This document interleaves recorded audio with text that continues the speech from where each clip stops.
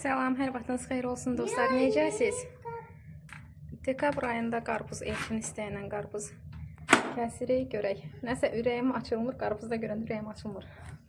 Amma ilk tadımı ona görə atası eləyəcək. Ana, Haycan. mən istedim qabız. Baxın bir dənə qoxusuna. Ana, sana bir şey diyeyim. De. Mən çişən cəmcidə şey istedim. Ata, Baxın. ana, Görün zəhərməzlər. ana. Haycan. Mən çişən cəmcidə şey istemiştim, qabız istemiştim. Yadımdan çıkacaktı qabız. Atam için qabız çatıyım. Həmişə ilin əvvəlində açılışı Elçin eləyirdi, amma yemirdi. Bir də amca dadına baxırdı, şu. Rəngi ilə qırmızı deyil, amma dadı yenə yaxşıdır, pis deyil. Mən bu mənim için olsa var. Olar.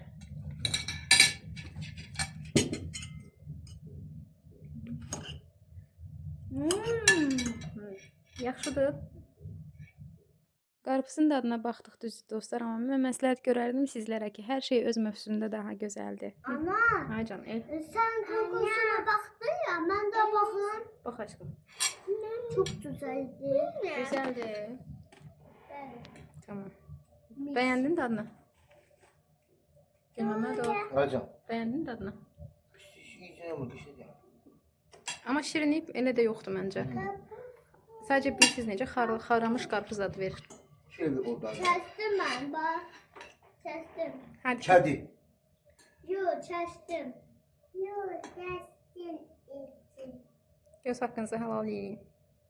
Uzun müddət video paylaşmırdıq sizlərlə dostlar. Üstünüzə sağlıq. Uşaqlar qızılca olmuşdu. Elçinin artıq qızılca günü tamamlanıb, amma Ömərlə Yesin yox.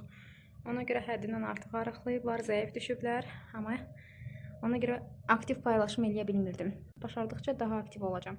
Dostlar, mövzudan bir balaca kənara çıxıb buradan öz təşəkkürümü bildirmək istəyirəm. Bildiyiniz kimi Elçin, Ömərlə Enes qızılca xəstəliyindən çıxdılar. Yəni qızılca xəstəliyi kiçik bir şey deyil. Mənim üçün həqiqətən çox qorxurdum bu xəstəlikdən və qorxulacaq bir şeydir. Heç kəsin balasına və heç kəsə bu xəstəliyi arzulamıram. Çox çətin bir xəstəlikdir. Elçin 6 gün, Ömər 8 gün, Enes 7 gün yeməksiz qaldı. Yemədilər. Təmiz, yəni qızdırma qalxırdı 40-41, çox bir çətin bir vəziyyət idi. Ana üçün uşaq adi bir soyuq dəymə olanda belə özünü itirir ana. İstəyirsən ki, dərman verdin, o dəqiqə sağalsın, o saniyə sağalsın. Həqiqətən də uşaqlar gözümün qabağında pis vəziyyətə düşdü, özümü itirdiyim olurdu. Belə vəziyyətdə mənim yanımda olan hər kəsə, yaxın, uzaq, hər kəsə çox təşəkkürümü bildirirəm. Maraqlanan hər kəsə təşəkkürümü bildirirəm. Hətta YouTube kanalında belə tanımadığım xanımlar belə maraqlanırdı. Çox sağ olsunlar, var olsunlar. Tək ad çəkməyəcəm, amma maraqlanan hamı bilir ki, kim maraqlandı, kim maraqlanmadı. Maraqlananlar çox sağ olun, var olun. Allah hər birinizdən razı olsun. Və həmçinin xəbəri olub, amma bir kəlmə SMS-i çox görən insanlar, siz də çox sağ olun. Allah hər birinizin ürəyinə görə versin. Size bir söz demeyeyim. De. Kabus yarım kabus oldu. Kəsi yarım elədik də qarpızı. Bəli. Sağ olacaq. Bay bay. Bay bay. Bay bay. Nə idi bizim sözümüz? Abone olaq. Aile olaq. Abone olmayı, like atmayı unutmayın. Bir de Roma'da kabus yazın. Sağ olun, salamat qalın. Hələlik. Hayır. Hayır. Enes o nədir?